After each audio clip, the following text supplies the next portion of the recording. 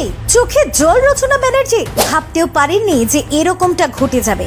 হ্যাঁ, নির্বাচনের রেজাল্টের আগে নিজের পরিবারের দুঃসংবাদ, শোকে একেবারে পাথর রচনা। কিন্তু জানেন ঠিক কি হয়েছে রচনার পরিবারে? ঠিক কোন সংবাদে শোকে পাথর হয়ে গেলেন রচনা ব্যানার্জি?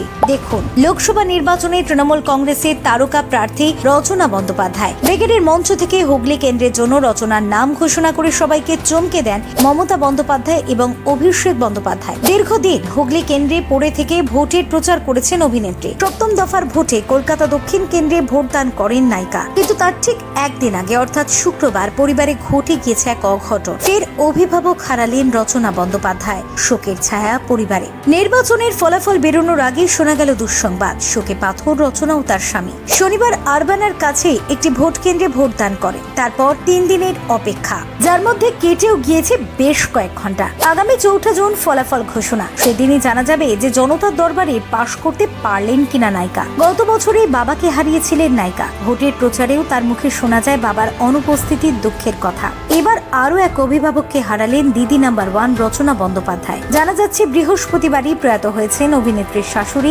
নির্বাচনের ফলাফলের আগে অভিনেত্রীর পরিবারে তাই শোকের ছায়া। ভোটের প্রচারে রচনার পাশে দেখা গিয়েছিল তার স্বামীকে। মনোনয়নপত্র জমা দেওয়ার সময় রচনার সঙ্গে গিয়েছিলেন তার স্বামী প্রবাল বসু। চুচুড়ার ঘড়ির মোড় থেকে বিরাট শোভাযাত্রা করে মনোনয়ন জমা দিতে যান তৃণমূলের তারকা প্রার্থী। সেদিনই রচনার পাশে ফ্রেমবন্দি হয়েছিলেন তার স্বামী। প্রবালের পোশাকে ছিল বিশেষ চমক। সাদা রঙের পোশাকে বুকের কাছে ছাপানো ছিল রচনার ছবি। Bureau report, TV7 Bangla.